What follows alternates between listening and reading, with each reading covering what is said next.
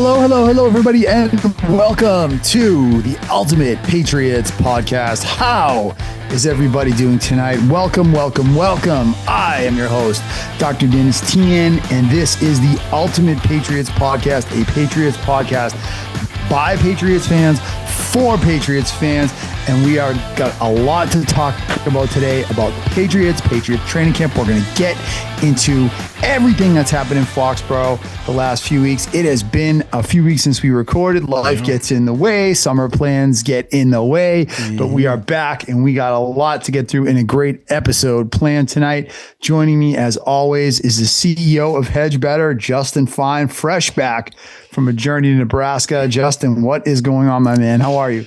I'm doing well, man. Doing well. Yeah, is in America's heartland for a little bit. Now we're back. If my background looks different, it's because the wife and I recently moved, bought our first home in Braintree, Mass. And we were just talking a little about this off the air. I wouldn't wish moving on my worst enemy at this point. It is brutal. We've been here for like 2 weeks. Not even like half the house is put away, living out of boxes. It's brutal. Like, I think if I won the lottery, I don't think I'd move. I think I would just add on to this home. Like, I think I'm here for good. Like, I never want to do this again. Totally. If you do, you want to be able to like pay someone to do it for you. But the thing about moving is there's just some things you literally have to do yourself. There's just some things you have to do yourself. Even when you pay someone to do it for you, it still comes back a lot to you. It does. And the one thing that I learned now is if you want to make it 10 times easier on yourself when you move, take a little bit more time and effort into the whole packing up process. Do it methodically. Do it by room. Totally. Do organize things. Don't just grab whatever's in arm's reach and throw it in a box or a bag and pack it up. Like that's how you wind up with things from every room all commingled together, making it a nightmare for everything. So yeah, take a little more time. Be organized if you're out there. The last time I moved, Justin, in 2018, and I swear to God that there were things in my storage room for like 6 or 7 years that I still hadn't gone through. And I finally last like summer made it a point to go through some of those. And it was like going into a time machine, by the way. It was kind of cool. But I was like, oh my God, I forgot I own this thing. Or, oh my God, like I haven't seen this thing in 7 years. But I literally had bins that I just stuffed into the storage room and forgot about for like 7 years. Seriously. And it makes you realize that you have so many things that you really don't need. There's so much that you could live without that you should just trash and get rid of, sell, donate, whatever. Like most of the stuff you have that you're hanging on to, you really don't need. 100%. And I've gotten way better at that at this point. Like I was a sentimentalist, like hang on to stuff kind of guy. And after moving twice and, I got 4 kids, a big family, I'm telling you, man, like I got a short fuse at this point to throw things away. There's a select few things I'll hang on to, sentimental things, certain important things, everything else right out the door. And if we somehow need it again, guess what? We're one Amazon click away from getting it again. But I throw everything away now for that exact reason. Yeah, 100%. Don't blame you at all. All right. Well, this isn't a moving podcast. This is a Patriots podcast. So let's get into it. And I thought what we could do today, I got 8 burning questions about Patriots training camp and what we've seen so far down in Foxborough. So I thought we could kind of go through those 8 questions. And if you're at home listening, you may be saying, why 8 questions? Well, if you've listened to the podcast, I am not stuck on even numbers. I'm not cutting off at 5 or I'm not forcing it to 10 just to like make some like even number compulsion thing satisfied. Like I came up with 8. There was 8 good questions. That's 8 questions I wanted answered. So we're going with 8. Yeah, I love it. Let's do it. And I bet they're going to be 8 good questions. And hey, if you got 8 good questions, what like you said, why cut it short, right? Or why throw some fluff in there? Why force it? Like, why make up 2 more that are just boring and stupid? Like 8 felt right to me, so we're going with 8. Let's do it. All right, so and they're all good. I think they're great questions, and I think it's really going to allow us to get into a lot of what's going on in Foxborough. It has been, I think, a somewhat vanilla training camp so far. And vanilla is good. I think vanilla is great. We don't want major controversies. There are a few things going on, and we'll get into that in these questions. And I'm going to start with question number 1, which is Christian Gonzalez. This is the top story in Foxborough right now. If there's one thing happening that is controversial right now in Foxborough, it is this thing. And I think, Justin, right now, there's been a little bit of tug and war, but like this thing has the potential to really blow up in the next few weeks. So, and it could really like drag down this whole thing. Really, I think it is that kind of situation. But first, training camp question, Justin, what is going to happen with the Christian Gonzalez situation? Well, I mean, ultimately, I think they're going to sign him. Like, and that's been, if you go back, you listen to recent episodes, like that's kind of been my position from day one, is I think eventually this will get resolved. This will sign him. The thing that's frustrating me a little bit now is the fact that, we had been saying, well, it's probably hinging on waiting for a deal with Witherspoon over in Seattle to get done, right? And then the Gonzalez deal should follow, and hopefully follow in relatively short order. But it's been a little bit now. It's been a little longer than I would have liked, right? I would have thought that the Witherspoon deal would have kind of given a good baseline, and then it would have been a little bit of a give and take from there, and they would have been able to basically use that as a framework, put something together and say, okay, here's what the market is. Let's beat it by a little bit. Let's get you paid. But I'm a little nervous now that it hasn't been as smooth as I thought it was going to be post Witherspoon. What day did Witherspoon sign? It's been what, 3? We're recording on Tuesday. I think he signed on, was it Saturday? It's been at least a couple days. Like I know it. Yeah. I believe it was maybe end of last week, maybe this weekend. I'm not positive, but it's been a few days. And now, I get it. There still might be a couple days of back and forth that's needed, but like it was agreed upon Saturday. It was agreed upon Saturday. It's been now a solid 3 or 4 days. It has. So if we get to this weekend or next week and there's still no deal in place, that's going to maybe make me change my attitude, because I thought it was going to be a pretty cut and dry, hey, Witherspoon gets paid, Gonzalez will get paid, near after, and we'll be good. But I don't know. We're still in this limbo period. Yeah, I mean, look at Bijan Robinson and Jahmyr Gibbs. I think Gibbs signed, and then Bijan Robinson, I think, literally signed that exact same day. So this has almost got like a NFL draft signing type feel to it at this point, where like, look,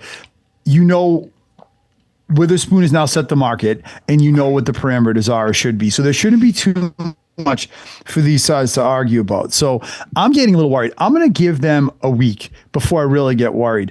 But my take from the beginning has been, yeah, I agree with you. I want them to sign Christian Gonzalez. I don't want to lose the player. But the one thing I really didn't want them to do is to get into this whole cat and mouse game of franchise tags and negotiations through the press and in the media and rumors and locker room division and that kind of toxicity. And I think that, look, the Patriots at this point, they should be clear on that, whether they want this player or not. They should be clear on whether they want Christian Gonzalez long-term or not. They should know their cap situation. Yep. They should know what's coming, and they know what they have in Christian Gonzalez. So it's either the time right now to either fish or cut bait, sign this guy, or trade him. But the one thing I don't think you want to do is like dick this guy around through the season and try and get him to play a little, because I just feel like that is it's going to lead to a bad place in the locker room, and you're probably going to end up getting way less for him when you do have to move on. Yeah, I agree. Look, and we know the Patriots have a decent amount of cap room. We know that cap number is, I think, set to go up next year in 2027. So, I mean, the Patriots are not, it shouldn't come down to a couple million here or there, right? Like you said, it should be hey, is this our guy? Do we want him here? And are we willing to pay him, right? Once you answer those questions, the difference of a couple $1 million a year, or a couple $1 million in terms of guaranteed money, that should be negligible at this point, in all honesty.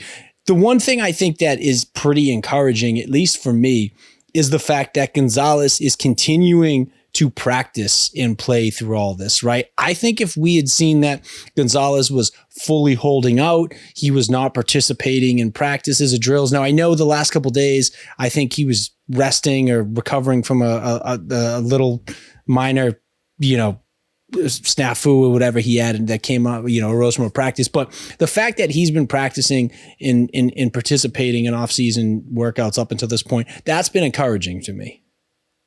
Yeah, it has been encouraging. And I mean, look, I don't know how the Gonzalez camp looks at what the right way to approach this is. We've seen like Patrick Surtain, the training camp he signed, his huge deal in Denver, which I think was it last year or 2 years ago. He stayed in camp and he participated fully throughout the process. So, I mean, that's all part of the cat and mouse game, and how Gonzalez's camp looks at that, I think is a matter of it's a judgment call. What I think, Justin, is interesting about this situation, I want to see what you think, is like, I'm thinking back to those Robert Kraft comments from like 2 or 3 weeks ago, right?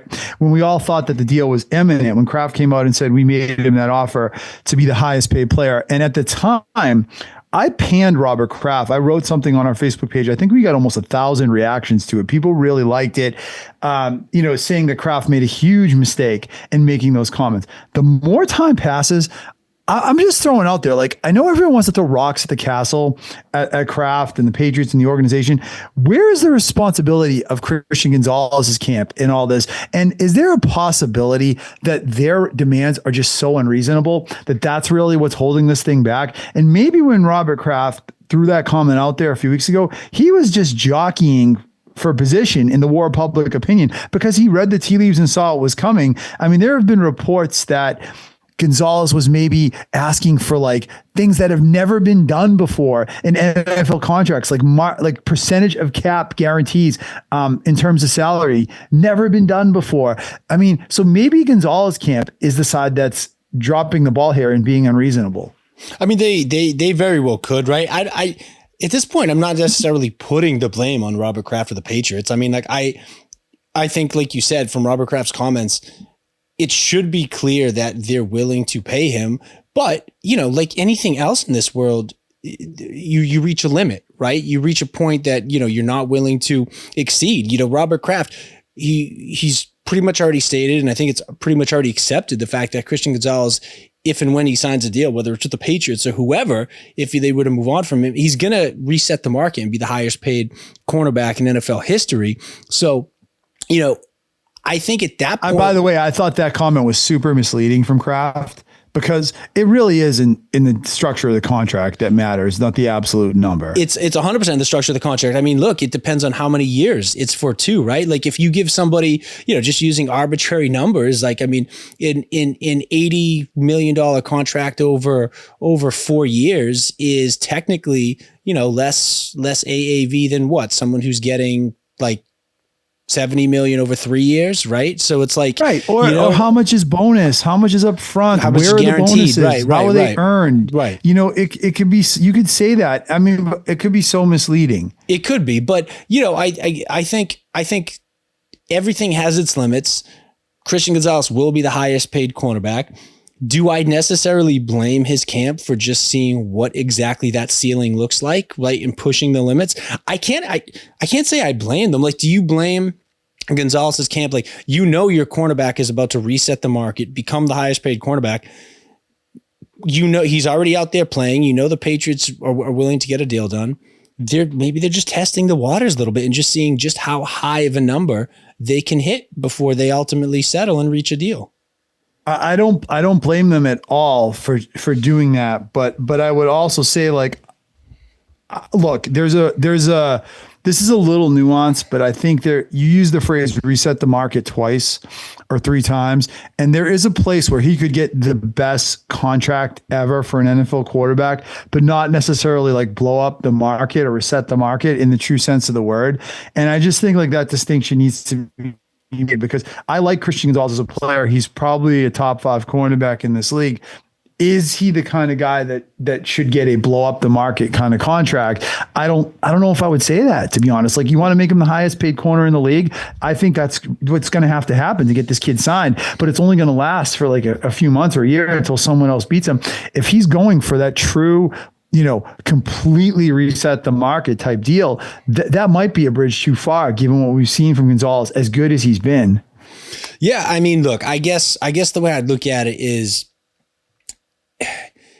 if somebody is going to reset the market, why not be him? Because I honestly think he's been one of the best, if not the best cornerbacks in the NFL. And I think he's proven the talent, right? I mean, I look at what the Patriots are going to need this year on defense in order to be successful. They're facing a lot of number ones. They're facing a lot of high powered offenses. Like, it's supply and demand out there, right? It's like, you need a Christian Gonzalez, I think, to be successful with the schedule the Patriots have this year. So, I think there's a little bit of that's playing into it as well, which is like, hey, we're going to be a little greedy. We're going to push and see what we can get, but we're doing it because we know you need this guy. I'm totally okay with Gonzalez and his camp being a little greedy. I'm totally okay with them making him the highest paid cornerback in the NFL. I'm totally okay with giving him the richest contract an NFL cornerback has ever gotten. If you're talking about blowing up the cornerback market for him, that's where I think you might step back. And that might be why we haven't seen this done yet, is I guess what I'm trying to say. And look, like, I'm okay with everything to this point, Justin. It's been only 4 days since he signed. I'd like this to be done. If this isn't done by the end of next weekend, then I think that's when you start to push the panic button and say there's something really wrong here. And my sense is, my opinion on this has changed over the last 5 or 6 weeks.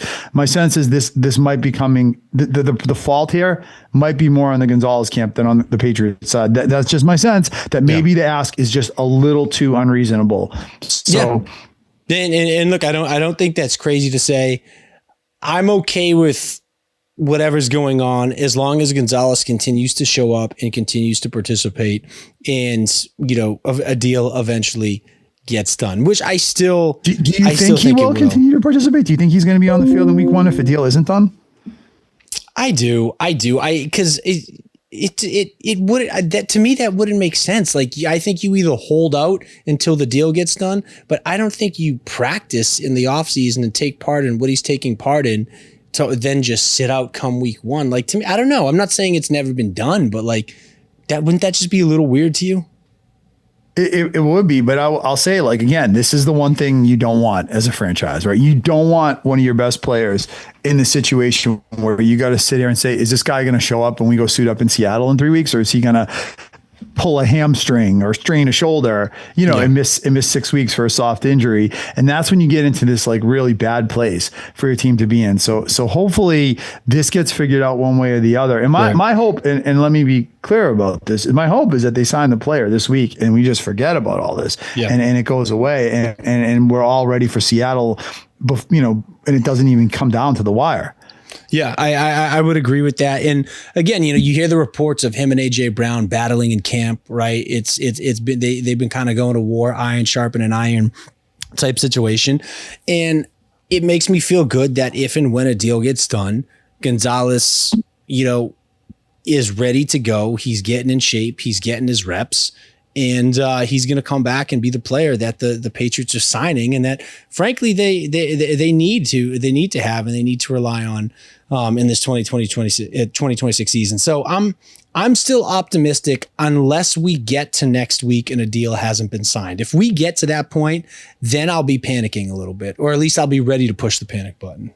Agree 100%. All right, let's move on to question number 2, Justin, unless you got anything else you want to add about the Gonzalez situation. No, yeah, let's do it. Number 2. All right, burning training camp question number 2.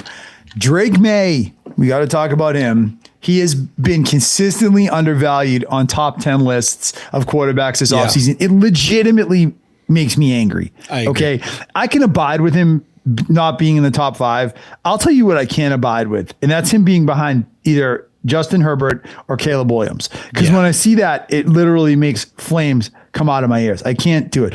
But you look at these lists, he's been like 7 through 10 pretty much across the board for a guy that was MVP runner-up. My question for you is not where he is going to be ranked going into the season, or where should he be ranked going into the season, but where will Drake May be on these lists at the end of this season? See, that's a little bit tougher. I'm going to say that I think by the end of this season, Drake May will consistently be ranked as a top 5 quarterback. And I think the one thing, and by the way, I don't think this, but I think the one thing that may be missing, that may be one of the reasons why he is finding himself in the back half of that top 10, according to some out there, is because we've only seen one season. And according to a lot of people, that season was kind of like a drop in the pan, like a fluke, right? The Patriots were totally disrespected all last year. We kept hearing how easy their schedule was, how easy their opponents were, how much of a cakewalk it was, right? And so I think if he comes out and he puts up another high caliber season, takes another jump, in year 3, the Patriots are a formidable team. They make the playoffs. They do well. I think at that point, the consistency will support the talent and the production that we've seen thus far in year 2. I think that's got to be the only thing, because the other thing I'll say too is, don't forget, we've talked about this. Drake May really didn't, in my opinion, open up until towards, the second half of the year last year. Like we talked about, I think him being a little caged, right? A little contained, and managed the first half of the year, right? So, I think this year we're going to see a Drake May that we've talked about this, upgraded weapons, upgraded line, another year of comfortability in the system, the playbook, the offensive coordinator. I think Drake May is going to come out and light the league on fire this year. So I think there's no denying that he's going to be a top 10 quarterback, a dual threat quarterback when it's all said and done this year. Well, first of all, it's well known to anyone that knows me or is listening to this podcast, I'm a shameless Homer fanboy. So take this fully with a grain of salt, but not surprisingly, I completely agree with you. Yeah. And I'm going to say a couple things about this. Number one is, let's talk about recency bias, Justin. The last look we had of Drake May was when? It was in the Super Bowl, the worst game he had all season, where he was going out there with a busted shoulder and a left tackle that had a bum leg and a bunch of C- wide receivers. Yep. And he didn't look good against a great defense. I am so tired of hearing about how bad Drake May was in the postseason last year, because it's not true. It's not true. Let's revise. Let's not revise history here. Okay, let's look back. He was pretty good against a really good LA Chargers team. It was not like he was playing the Jets, okay, in week 14 or 15, whatever they did there. But he had a good game and he made big plays in the second half. That was a good start to his playoff career and his first win. He played a good game against the Texans. He threw 3 touchdowns. He did fumble the ball. That was a problem, right? But again, that team has limitations. And then by the time he got to Denver, he was so beat up. I don't think he played a good game in Denver. I'm not going to sugarcoat that one, but I think he was hurt in Denver, and I think he was hurt in the Super Bowl, clearly. My point is, his postseason, I don't think, is really as bad as people make it out to be. You look at the body of work from last year, and I think that Drake May, is being undervalued at this point. And let's not forget one thing, Justin. People talk a lot about the Patriots schedule, and the Patriots schedule was so weak. Their schedule was weak because they played bad offenses. They played really good defenses last year. And we talked about this a lot. Atlanta, good defense, bad offense. Cleveland, great defense, bad offense. I mean, I could fire off, a few more. The teams that they beat easily because they didn't have a quarterback. It's the Patriots defense that fattened up on the soft schedule. The defenses were good. Yeah. No, I totally agree. Look, I think Drake May did what he was supposed to last year, and that was he beat teams that he should have, and he also beat teams that he shouldn't have. I mean, let's not forget, this team went out. That game in Buffalo, okay, arguably one of his that was arguably his breakout game kind of in the season, right? He went in and beat Buffalo. He went into Tampa and beat Tampa. He led a second half comeback in Baltimore, right? Like he did what he was supposed to do in big games. Like, listen, I don't care how easy the schedule is. When you're playing NFL teams and you go undefeated on the road and you only lose 2 games and you make it to a Super Bowl, the quarterback is so important that it would be irresponsible to talk about what the Patriots accomplished without talking about how much of that fell on the quarterback's shoulders last year. So I think when you put you put in kind of everything into totality, where Drake May was injured in the playoffs, at the end of the playoffs, his offensive line was beat up. It was his first year in the McDaniels system, first full year as a starter. He didn't have a ton of weapons around him. and you still look at what he accomplished and what he was able to do, and then factor in all those things got beefed up this offseason, like I would be shocked if Drake May doesn't come out and solidify his spot in the top 5 at the end of the season. I'll summarize it this way. He gave you an A+ performance with a C- roster around him. Yep. He elevated the whole team around. This is not a team like, for example, Caleb Williams, who's been ranked ahead of him in many lists, where they just spoon feed him talent at every level of that offense to get the best out of him. There was nothing like that here. Drake May had to take a bunch of has-beens and guys that had questions around them and guys that weren't that good and hadn't done it yet and perform at an MVP level last year and was able to do that. So I think that he gave you an A+ performance with a C- roster. And I think that we're forgetting that because for a lot of the reasons we just illustrated. Okay, next question, Justin. Hold on, sorry. Before you get to just one more thing before you get to the next question.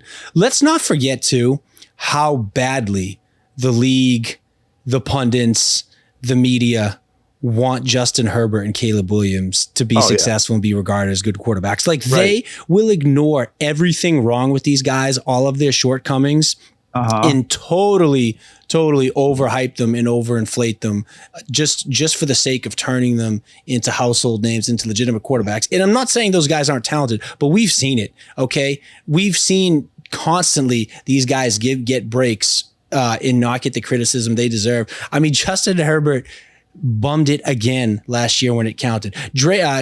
Caleb Williams was only good in the fourth quarter.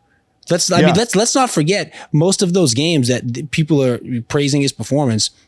It only came in the fourth quarter. He was bad for 75% of the game. And prior to last season, he looked like he was a huge bust. You know what I mean? So let's just not forget how badly the league and the media wants those two guys to be regarded as top tier NFL quarterbacks, because I don't think in reality they are. And I don't think in reality they're better than Drake May.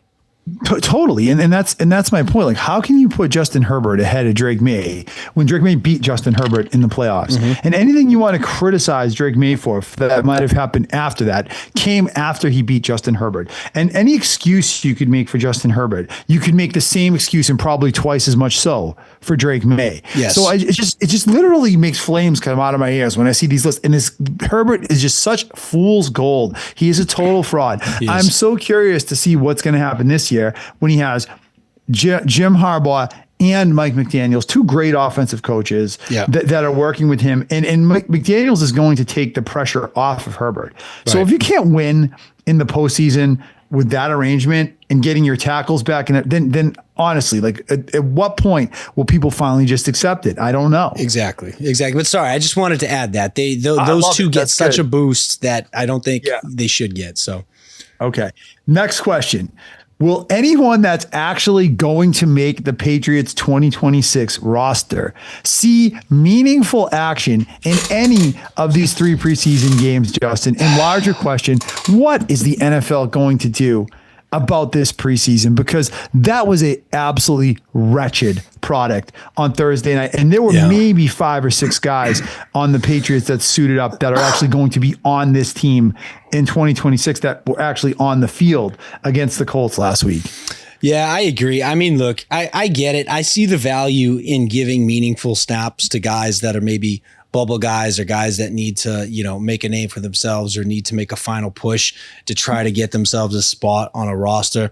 And I don't hate that, but by the same token, we've talked about this, like the preseason is such a double-edged sword, because it's like, if you don't give those guys a little bit of run, and if you don't take it too seriously, you risk hitting the ground flat in week 1 and starting off slow to your season, right? And sometimes you don't recover from that.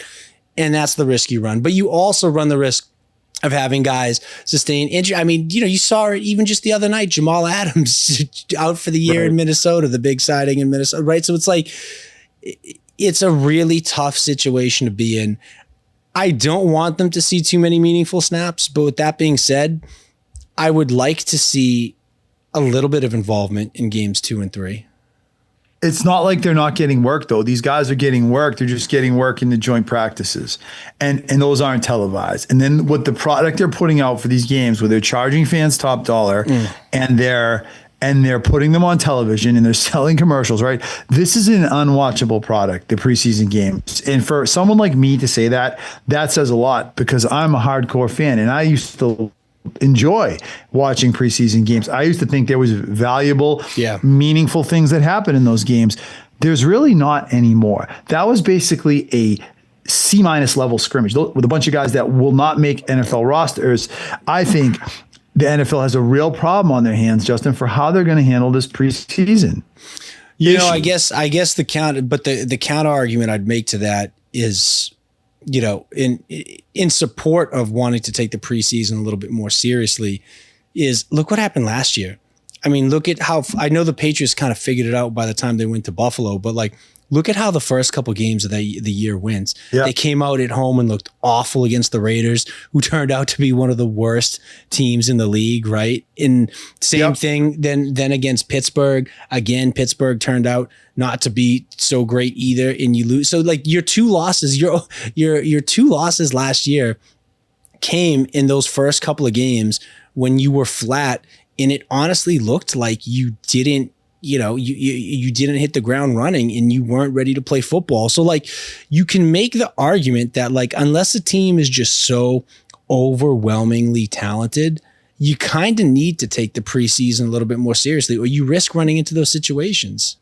Yeah. I mean, first of all, I agree 1,000% with what you said. Like for this Patriots team this year, I think they need to take the preseason more seriously. And I think that's because they can't afford a start this year like they had last year. I mean, they had a soft schedule last year and they were still 1-2 coming out of the gate. This year, they've got 4 tough games and they need to win 2 of those 4 games. So they should be taking the preseason more seriously. And we'll see in games 2 and 3 if the starters even see the field and what happens. But, the larger trend across the league, whatever able decides to do with this preseason is that coaches just really are hardly playing any players of relevance in these games. The joint practices, I think, are the thing now. And I think these guys are getting a lot of action in these joint practices, but the preseason games have just become like dumping grounds for fringe roster guys. Yeah, they have. And I mean, look, at this point, I'm not going to lie. I'll still sit there and watch a preseason football game just because I'm so happy to have some semblance of football back after the break. But, you're right. I mean, it's really not a good product. It does, you can take away from it what you will. I mean, preseason is where we first saw guys like Brock Purdy, right? I remember I saw Brock Purdy and I said, I think that guy, so it's like you can try to find some maybe sleepers and some hidden talent. I think it's more useful for fantasy than anything because it might give you an idea of what the pecking order is of the depth chart, right? Like who's going to fall where, who might be a sleeper, somebody to keep your eye on, right? Like I actually think for fantasy purposes, it's somewhat useful and interesting. But if it's just purely for the average football fan, you're watching a very watered down product. Yeah, it's just, I'll say it again, it's just not watchable anymore. Okay, question number 4. Justin, somehow after years, it's like the Patriots have depth all of a sudden in their wide receiver room. Right. After years, like decade, where they've had almost none. Who is the odd man out in this wide receiver room? And is there any chance that the Patriots carry 7 wide receivers on this roster? I think there is a chance. I do. I think there's a chance. When you talk about odd man out, the easiest name to throw out there is Boutte because he's the guy that they've hinted at maybe wanting to trade. He's hinted at maybe wanting out. But I am firmly in the camp that you need Kayshon Boutte on that roster. I really am because listen, he's arguably going to be one of the best third receivers, if not the best third receiver in the league. Okay. He's still making big plays at camp and showing you he's one of the more talented receivers on that roster. All right. You need him. Listen, if let's just look at this Patriots receiving core for a second. Last year, Boutte was your number 2, Stephon Diggs was your number 1, right? You bring in A.J. Brown and Romeo Doubs. If A.J. Brown, who kind of has a little bit of an injury history these last few years, goes down, and now you don't have Boutte on the roster, yep, you go to arguably being a worse receiving core this year than you were last year. So you need a guy like Boutte to give you stability in that receiving room. So I think plus Boutte and May have chemistry. And they have a ton of chemistry from the first game they played together throughout the last 2 seasons. These guys have chemistry. I agree with you. Stole my take completely. I agree with everything you said. I don't know if they're going to have to make a surprise cut. The guy I'm not cutting is Kayshon Boutte. Like Kayshon Boutte is on this roster, in my opinion. I agree. To be honest, I think the 2 guys that could find themselves on the bubble is Kyle Williams and maybe Mac Hollins. And I like both of them. I like both of them. I'd hate to see Mac Hollins go because he seems like a real glue guy, a veteran guy, a locker room guy, and he made some big plays last year that he could depend on him, right? And I hate to see Kyle Williams go because I hate to give up on a guy that you just drafted with good draft capital already in year 2. And he's had a good camp. He caught a touchdown the other night. So it's like, I really don't want to see any of these guys go, to be honest. I want them to have depth. The guy that they shouldn't think twice about getting rid of is Efton Chisholm, in my opinion. And I know I'm in the train that they're just making him earn his stripes, but he's the new Edelman. I'm telling you, that kid is so talented. I mean, you look at what that kid did in college. He broke all of what's his name? Cooper Kupp's records, and I believe it was Eastern Kentucky. The kid was that kid's a diamond in the rough. I'm telling you. I don't know if it's going to be this year or next year, but we're gonna be hearing his name a lot. I'll say this then. If they want to keep Efton Chisholm and they don't want to run with 7 receivers, the next thing I was going to say is Pop Douglas. Okay. I don't hate it. Why are we so infatuated with Pop Douglas? He's okay. But come on. I mean, he really did nothing in the second half last year. Yep. He disappears. He occasionally makes a play. I think you can find guys like that off the scrap heap if you have to. You can find guys like that in the later rounds of draft. Like, I'm getting rid of Pop Douglas before I get rid of either Mac Hollins, Kyle Williams, or Kayshon Boutte. Yeah, and honestly, I'd be okay with getting rid of Pop Douglas because I think Efton Chisholm, that would just make room for Chisholm to come through and shine, and I want him to get his chance. So, yeah, I agree. If I had to get rid of one guy, I think it would be Pop Douglas because he doesn't bring anything to the table that you can't replace with what's currently on your roster. But again, 100%. We're talking about the depth of this room. You get rid of Boutte and Brown or Doubs good, and all of a sudden you're back to where you were last year, if not worse. So it can change in the blink of an eye. I think you need to keep Boutte on this roster. 100% agree with that. I mean, personally, I'm not high on Efton Chisholm. To tell you, I totally disagree with everything you said. Just to be honest, I just don't see it. I know everyone likes the scrappy, undervalued guy, undersized, I totally get the infatuation with that. There are some very prominent examples, Edelman and Cooper Kupp and a couple other ones, Puka Nacua, whatever, like other guys, Deion Branch. I just don't see it in this. I don't think he's as quick as he needs to be to be that. So we'll see. I could be wrong, but if they want to keep him, the one guy they can't get rid of is Kayshon Boutte. That's my take. All right, number 5. All right, question number 5, Justin.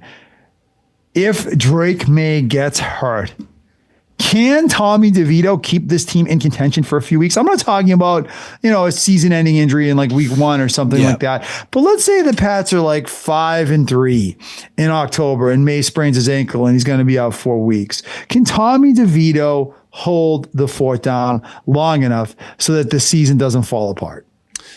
I'm going to say yes. I mean, look at Tommy DeVito. He came into the league with a beat up Giants team, and I think he did pretty well with them. I remember he beat the Eagles. I think it was on like a Monday night or a Sunday night in his debut. Nobody thought that was going to happen. I think he proved himself to be serviceable. I like Tommy Cutlets. I'm glad they brought him into New England. I know he didn't look fantastic in the preseason game last night, but I think he's a much better player than he showed in that game. And I do think that he'll be a very serviceable quarterback for a couple weeks if need be. Yeah, I love Tommy Cutlets. Yeah. Okay. And I feel strongly that they would be able to win a few games if Drake May goes down with Tommy Cutlets. And I'm going to give you two reasons why. One is Cutlets was Tommy DeVito. He was pretty good with the Giants. He's not a starting quarterback. We all know he's not, but he can do some things out there. And then I'm going to give you a second reason why it has nothing to do with Tommy DeVito. And that is this team is really good. Okay. They have good receivers. They're much better at the line. They have running game. They should have a running game this year. I think that this is a good team. And if Tommy DeVito had to come in and win a few games and Josh McDaniels, who by the way, DeVito is now in his second year in McDaniel's system, just like Drake May. Yeah. If he had to devise a few things to make it work for Tommy Cutlets for a few weeks, I 1000% think they could do that, and they could go out and win 2 or 3 games in a month and keep the season alive. Absolutely. And another thing about Tommy that, we saw with his time with the Giants, he plays with that chip in his shoulder. He's got that like edge, right? Totally. The quote unquote, like 100%. Underdog, like, proverbial, like guy with something to prove. And that's a guy that you want, when he needs to be thrust into a big moment or a spotlight, the guy that, is looking for a shot to prove himself. Like he doesn't seem like the guy who's going to cower in a big moment or wants to avoid, throwing himself in the spotlight. Like he's going to be the type of guy who wants to go out there and prove that he can play well and the Patriots can win with him. And I think that's a very important tangible when you're talking about a backup quarterback. I agree. He has edge, he has attitude, and he is not going to curl up and wither in big moments, a la Mac Jones or some of the other quarterbacks across the league that when they get in the game, they completely fall apart, even if they're talented guys. DeVito may not be the most talented guy, but I think he has attitude. He has resolve. And I think that's going to serve him well. If he had to come in there, he'll bring something to the table. He'll bring a little edge, a little attitude. I like DeVito. Okay. Next question, Justin. Who is going to lead this team in rushing yards? Travion Henderson, Ramondre Stevenson, or someone else? Well, it'd be a real long shot to say someone else, I think, at this point. Although they do have, they got a couple guys I think that I like as far as giving them depth, right? I know that Larson kid's who's someone who was injured last year. A lot of people have thrown his name out there. He can be a serviceable third running back. But look, I think it's definitely going to be either Henderson or Stevenson. It's funny. I think Henderson will be more consistent, and I think he'll get the slight edge in terms of the usage. But we know Henderson has that big playmaking capability where he's the guy who's more likely to bust open and break off a 60-yard, 70-yard touchdown run. So I think it's going to be really close. I'm still going to give the edge to Stevenson for one more year. Vrabel has like a weird affinity towards Stevenson. I feel like he was super loyal to him. Like, and kudos to him because it turned out to be the right decision. Stevenson turned his entire season around. It was one of the better backs, I think, in the NFL last year after his mishaps early on in the year. But like a lot of coaches wouldn't have stuck with Stevenson and given him the chance that Vrabel gave him. So 1,000%. I'm not sure they had an alternative. That was the thing, at the time. But I think he earned himself some of Vrabel's loyalty, and I still think even if Henderson creeps into that playing time, that it's going to be a 1A, 1B situation with Ramondre being the 1A. Yeah, see, this is my take on this. I think Stevenson will have a good year. So I'm not trying to downgrade Ramondre Stevenson when I say this, but don't be surprised if Travion Henderson blows up this year. I think he was out there last year. I don't think he had a clue what he was doing half the time. He was a rookie. Okay. I think that physically and mentally, he wasn't quite ready for the NFL. I think the offensive line was shaky at best. And I still saw this guy go out and make plays and be a home run hitter. And I feel like this year he is going to come in and he's going to show more consistency with that explosiveness. And I think you're going to see him be maybe someone they can more rely on at times, as opposed to just like, okay, let's put him in and hope he breaks off the 70-yarder, which, by the way, he did like a half dozen times last year. I think he's going to be a factor in the passing game. And I think you're going to see a much better Travion Henderson this year, which is probably a good thing, because Stevenson, you don't want to rely on him for 1,500 yards. We've talked about why, because he fumbles, because he's getting older, because he gets hurt. And I think you're going to see a much better Travion Henderson this year. Yeah, and I like that. I think, I mean, look, that's who Travion Henderson was drafted to be, right? The explosive, big playmaking guy that could be used in the passing game, that had this, this great breakaway speed and was shifty. We saw it last year in the preseason, right? He looked explosive. He looked twitchy.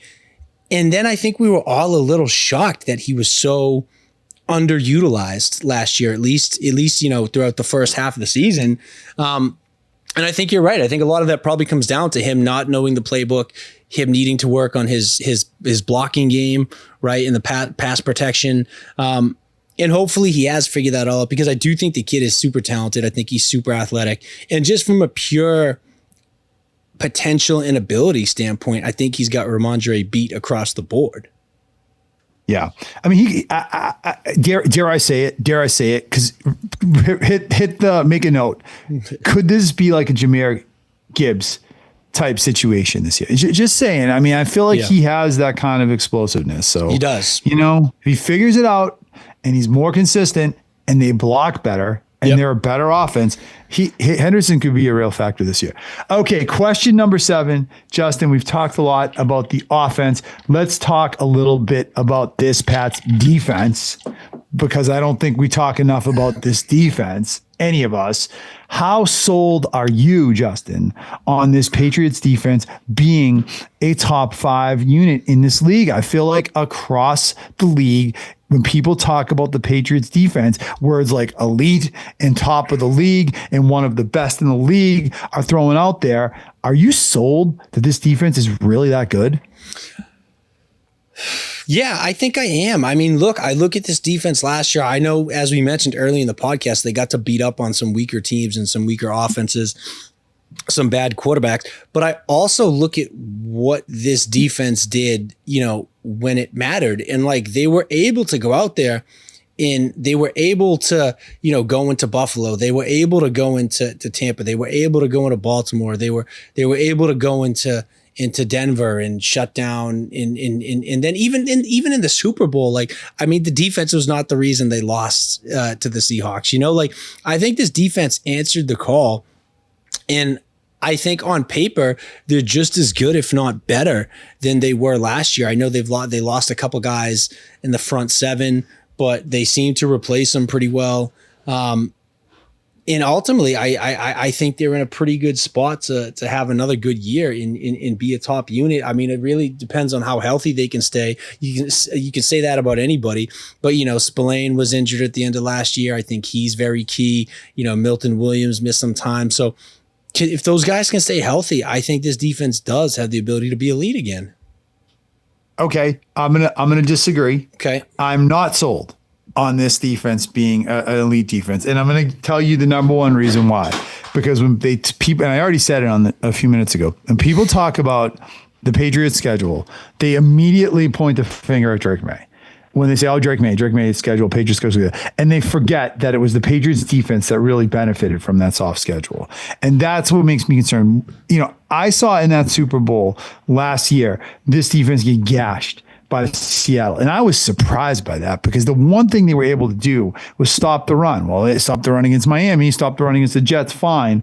When it came down to stopping the run against a team like Seattle, they really struggled. So I have some concerns about this defense. I love the secondary, as long as Gonzalez is on the roster. I love the secondary.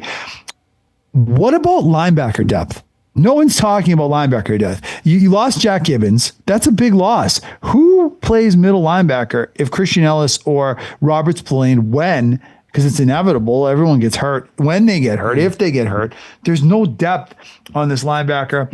Harold Landry started off great last year. He ended the year very poorly. I don't know what you're going to get from him this year. I don't know if they have pass rush. I love the Draymond Jones signing. I hope that fills the void, but they need more than that. I don't know if you can count on Gabe Jackas. Okay. Rookie second round picks in New England have not had historically a great success, right? So I see a lot of holes in this front seven. And I'll give you one more hole. We talked about this when it happened. Losing Kyrie's Tonga in that depth piece in the interior line. And who's going to fill that hole? Is it Corey Durden? Is it Josh Farmer? Williams and Barmore, terrific. But is the depth there when those guys go down, miss a game or two? Add it all up. I think the defense has more to prove going into this year than the offense does.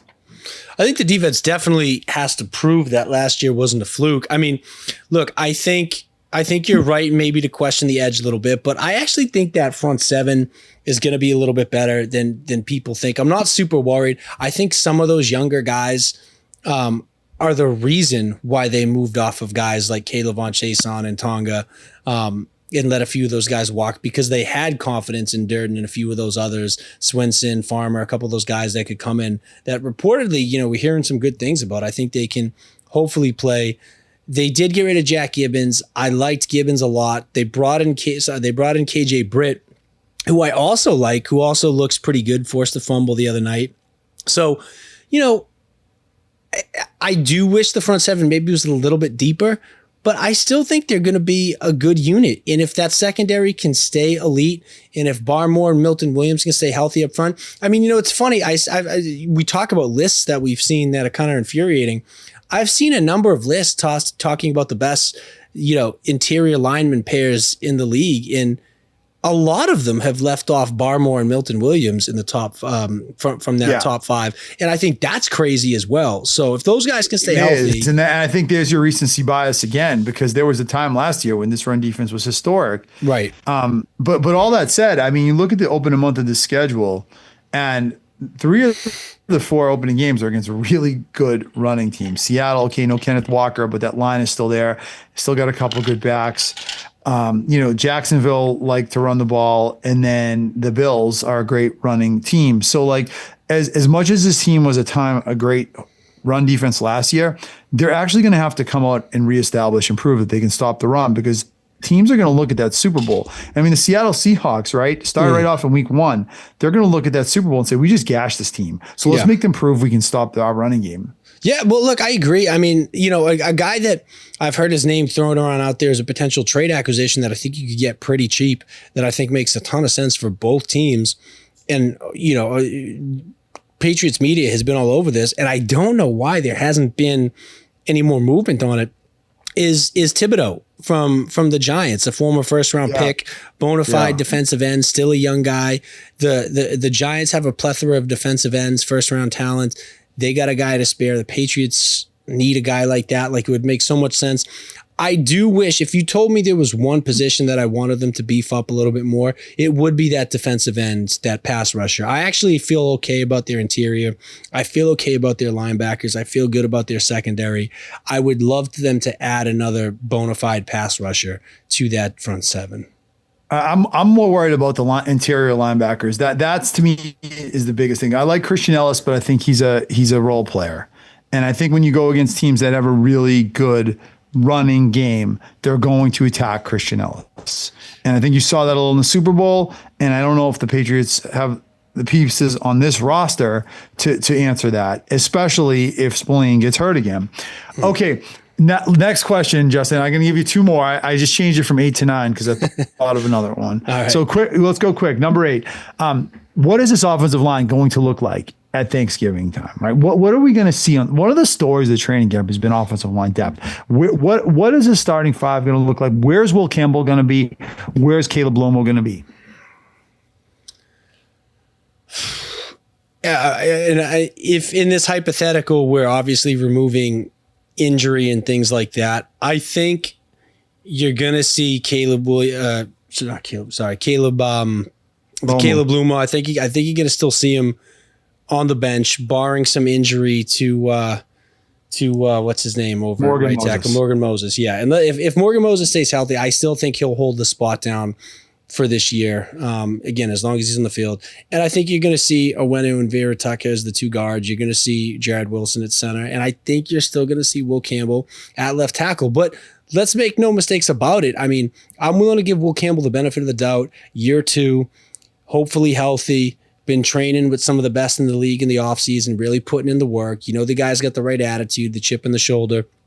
But make no mistakes about it. Like, they brought Lomu in as their like break glass in case of emergency. Like, they're not going to mess around. I think 100%. Like 100%. Like, and I know, but by all accounts, by the way, Campbell's had an awesome camp so far. Yeah. Again, and that's why I'm willing to give him the benefit of the doubt, because I really do think his injury was devastating, and I do think 7 out of 10 times, whoever that happens to winds up missing the rest of the season, right? Like Campbell came back early and probably shouldn't have been playing with that injury, right? And it clearly showed. So if he's healthy and he takes another leap forward, I'm going to give him the benefit of the doubt, and I'm going to say that I think he'll hold on to the position. But I mean, Lomu is there for a reason. At the very least, it's a good depth piece. He's good to have in case somebody goes down, but he's also there because he's a bona fide, he's in a bona fide tackle's body. I mean, he's a big friggin' boy out there. And so if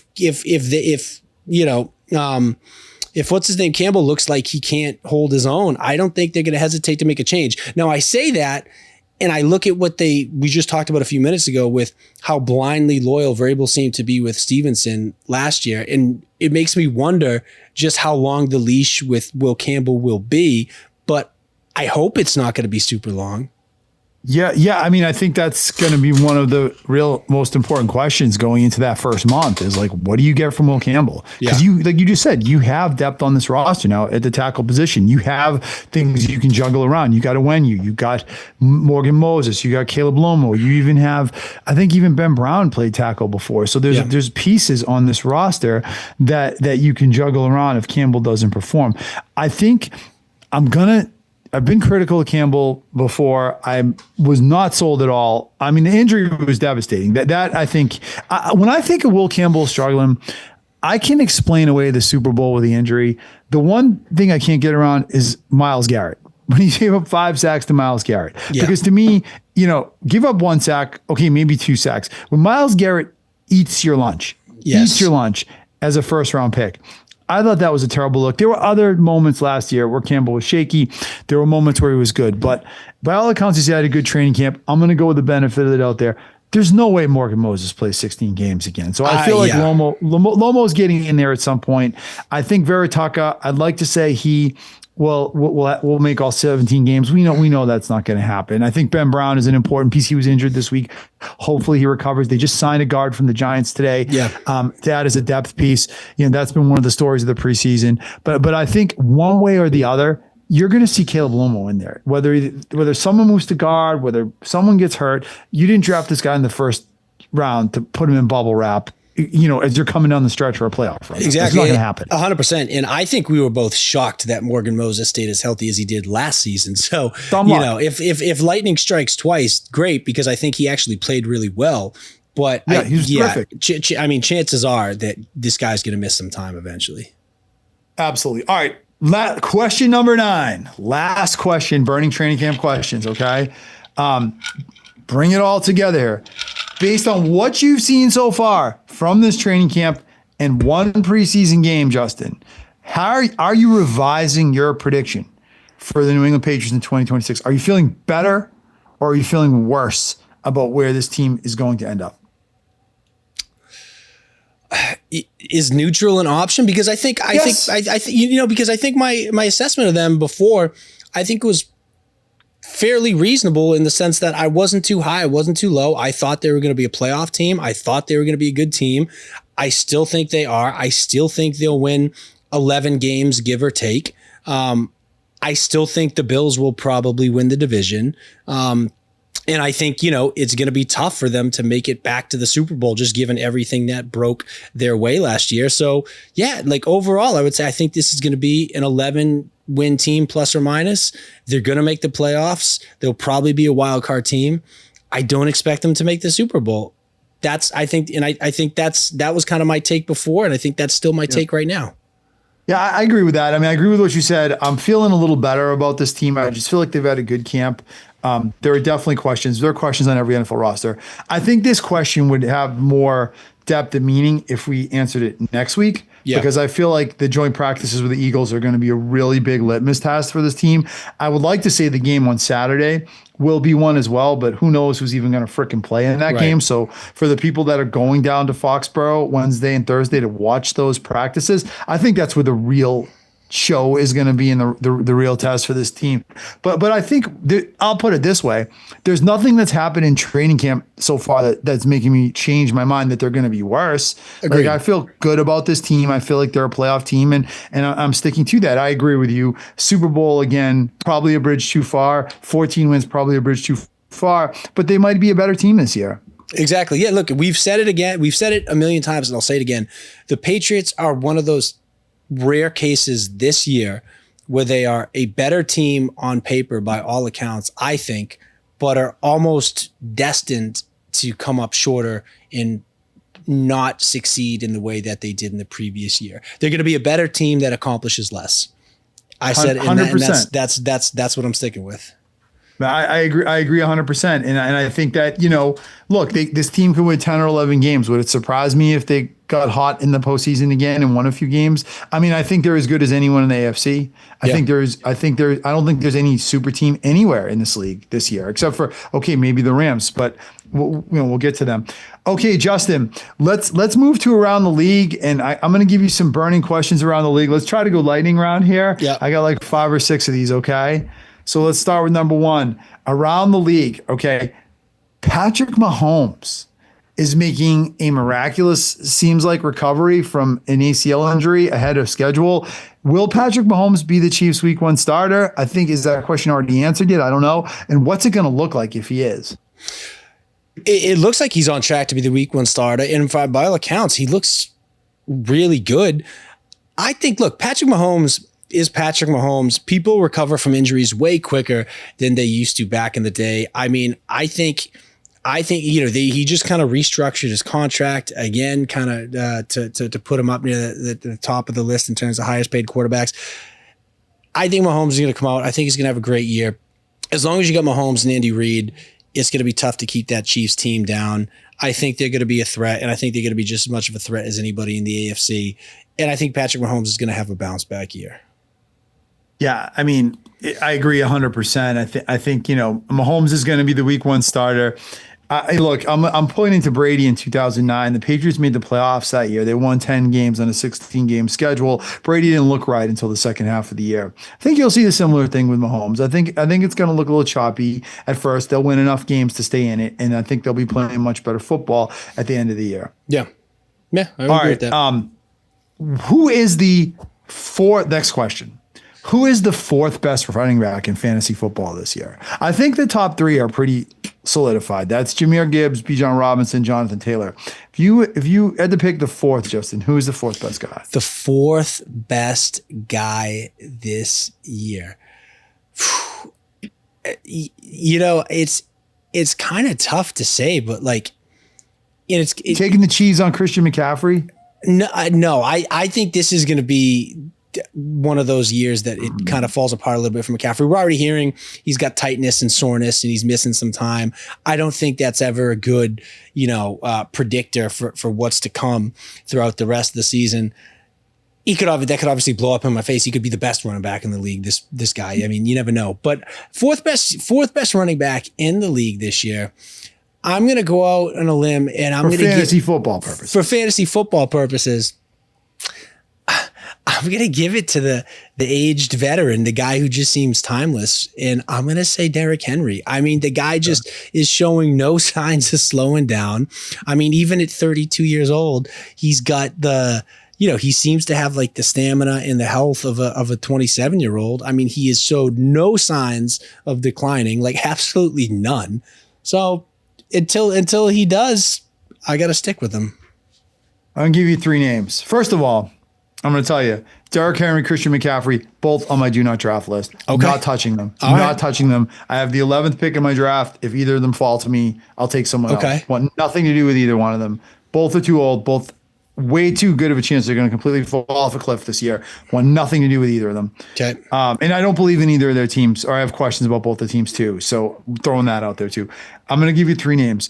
One, James Cook. I think Buffalo is a team that loves to run the ball. I think they're a Super Bowl contender. He was a stud last year.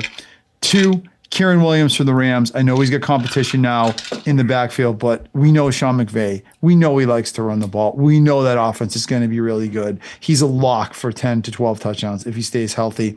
And then number three, and this is a stretch, but I'm telling you, Kenneth Walker in Kansas City. I like that. Built offensive line. Mahomes is going to start week one. Andy Reid knows what to do with a good running back. And that's going to be a productive offense. So I like that. I would take any of those three guys before I would touch McCaffrey. I wouldn't touch Devin A-Chain. I think that Miami team's going to be horrible. Yeah. You know, he's unfortunate. Ashton Genty, again, bad team, not sure I trust it. Amari and Hampton in the Chargers. That's a platoon situation. I could go through that. Chase Brown was a disappointment. Saquon Barkley's old. Jeremiah Love's already hurt. The team sucks. Josh Jacobs is a platoon back at times who got a lot of goal line carries, wasn't really consistently productive. So, you know, it's a tough call. It is. I think that the top three are pretty clear. After that, it's a crapshoot. Yeah, exactly. Huge. So what pick did you get in your fantasy draft this year? I'm the turn. I'm the snake. I'm 12. I got the 12th in the 13th pick. So back to back so I got 11. Yeah, I got 11 and I think that's the best. I think I don't think I would want. I think I would want either 11 or 12 this year. Yeah, I'm very happy with that for sure. I don't want anything. You know, even at the top, like if you're drafting Robinson, there's a lot of questions on that team. Mm-hmm. Who's going to play quarterback? You know. Gibbs has got the injury history. If he stays healthy, he should be a stud. That's a big if. In a PPR league, I think he's clearly a number one lock. And then Jonathan Taylor is good, but you know, I don't know. So, but to me, I'd rather take my chance and get the second on a guy late in the first round and get that second pick. Me too, 100%. All right, but are you willing to revise your take on Ty Simpson? He was the darling of the preseason. One preseason game is not enough to change your mind. It's not enough to change my mind. It's the preseason. I'm going to need to see more than that. I mean, look, obviously, I think the Rams are a smart team. Hopefully smarter guys than me are running that team and making decisions. So, you know, hopefully they see something that I didn't. And maybe I'm wrong, but it's not enough to revise anything yet. All right. I'm watching his career closely. This could be the anti-Brock Purdy for you. It could be. Very well could be. Yeah.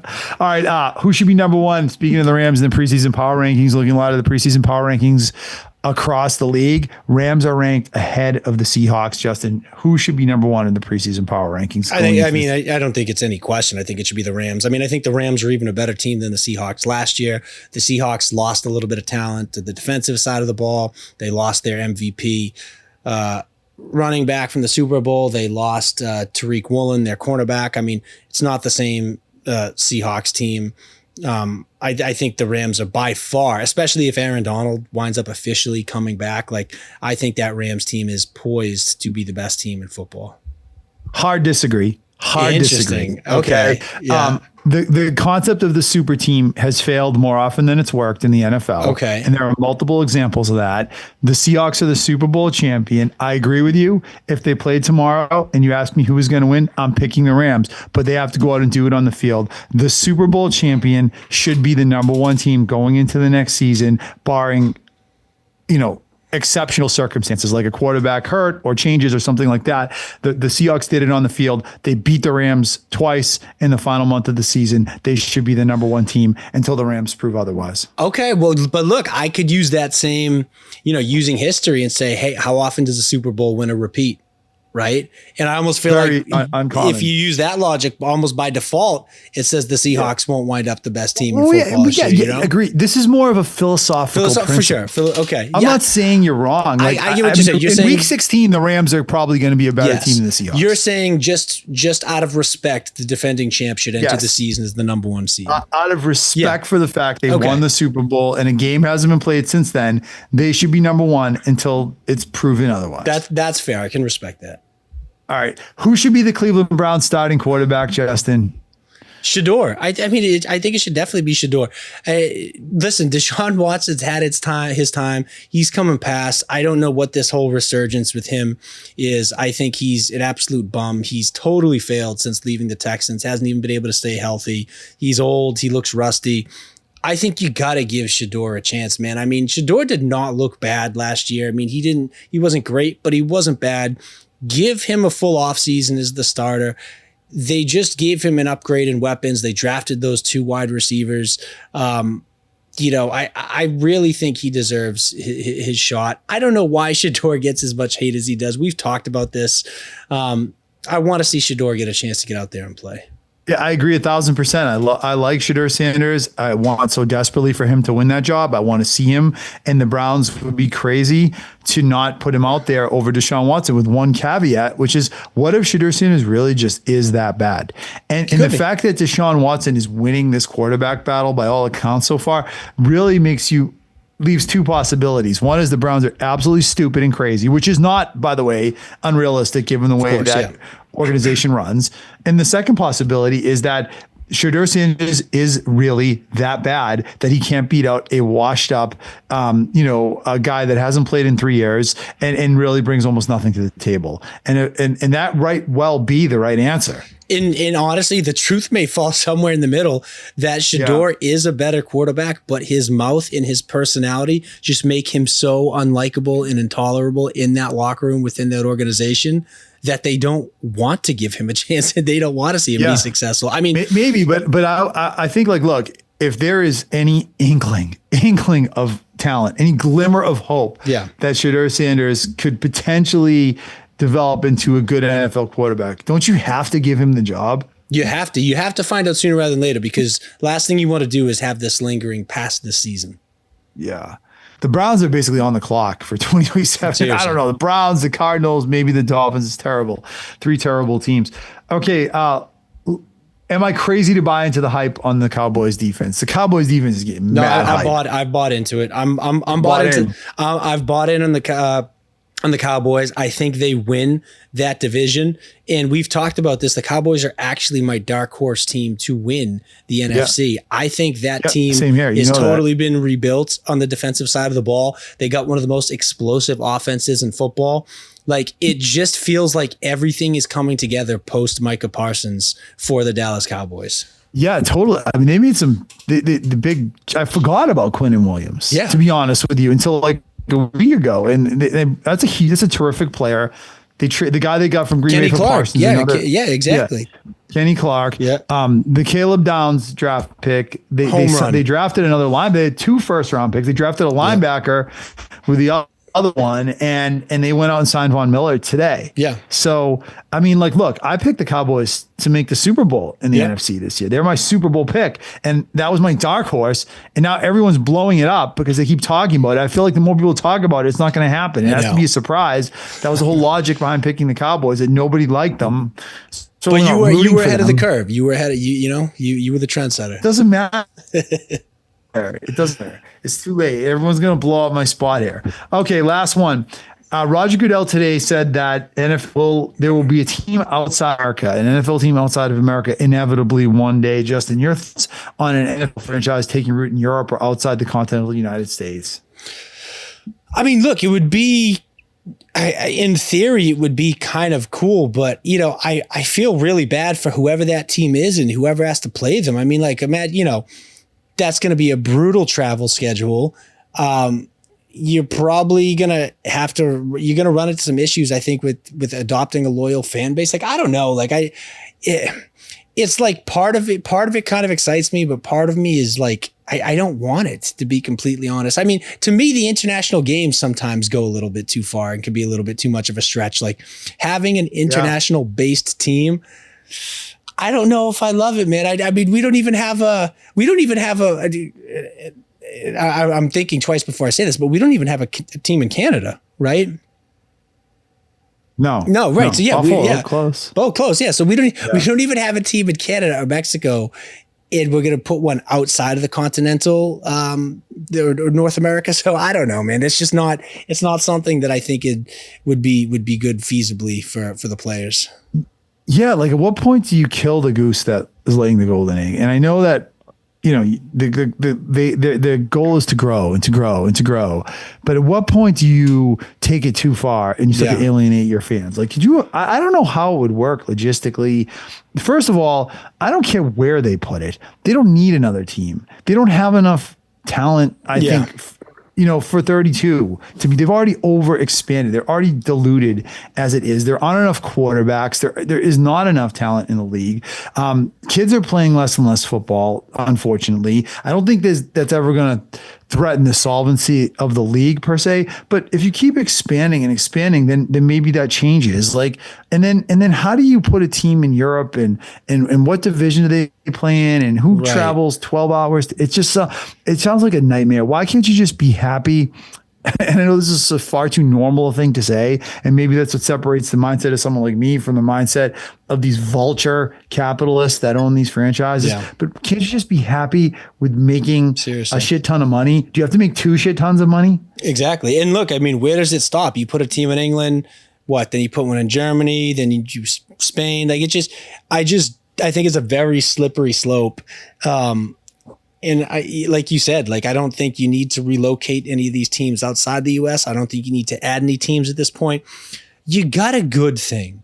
If it ain't broke, don't fix it. The NFL has its problems, but it ain't broken from a league standpoint. It's still the most popular sport in the country. 100%. It's by far, I mean, my favorite sport to watch and go to games. It's just absolutely. And you know what they've done a lot in the last few years that I don't necessarily love, like 17 games. Yeah. And, the 16 game schedule with the 2 the 2 bye weeks, and that was such a great system for so long, and they've changed that. And I don't know if this is as great, but we all still watch, right? We all still enjoy it. I'm going to watch no matter what. It's just, they know that. But there's a point, there's a point where they go just a little too far. I don't know. I feel like when they're starting to flirt with the international stuff, that might be the point where it just implodes at some point. I don't know. Yeah. No, I totally agree. Okay, man. That's all I got today. Anything else you want to add before we wrap up? No, that's it.